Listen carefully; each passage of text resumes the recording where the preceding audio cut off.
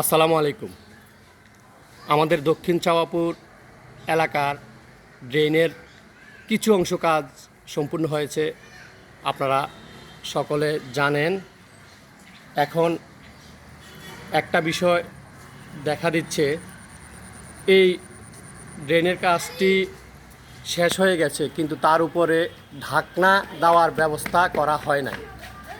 আমি যে কাজ করছে জনাব আবাদ ভাইয়ের সাথে কথা বলে জানতে পারলাম, এইটার উপরে যে ঢাকনা সেটার অনুমোদন আসে নাই, অর্থাৎ বাজেট আসে নাই। এখন এই এলাকাটি অতি ছোট্ট একটি এলাকা, রাস্তার পাশে বাড়িঘর থাকা বাচ্চারা এখান দিয়ে আসা যাওয়া করে। যে কোনো সময় এখানে একটা বাচ্চা যদি পড়ে যায় তাহলে একটা দুর্ঘটনা ঘটে যেতে পারে। তো আমি বিনীত অনুরোধ করছি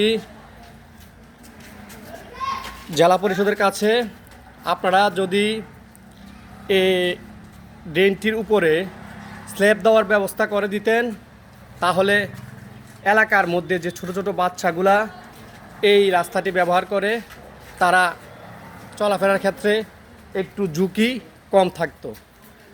আমি একটু দেখানোর চেষ্টা করছি।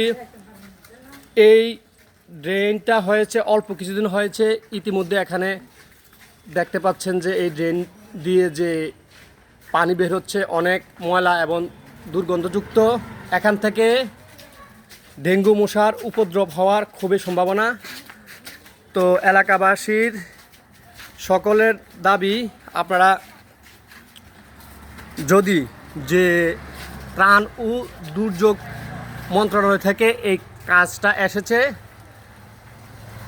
আপনারা এটা একটু পুনরায় দেখভাল করে অতি শীঘ্রই এই ড্রেনের উপরে স্ল্যাব দেওয়ার, অর্থাৎ ঢাকনা দেওয়ার ব্যবস্থা করে দিন। আমি আরেকটু দেখানোর চেষ্টা করছি। এই ড্রেনের পাশে একটি স্কুল আছে। এই স্কুলে প্রতিদিন শত শত বাচ্চা এখান দিয়ে আসা যাওয়া করে।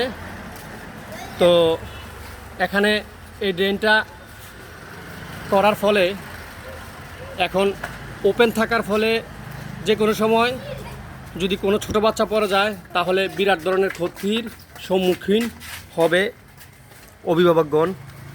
তো আমি জেলা পরিষদের কাছে এবং ত্রাণ ও দুর্যোগ মন্ত্রণালয়ের কাছে আমি আবারও অনুরোধ করছি, এই ড্রেনটির উপরে ঢাকনা দেওয়ার ব্যবস্থা করে দিলে সবাই উপকৃত হবে।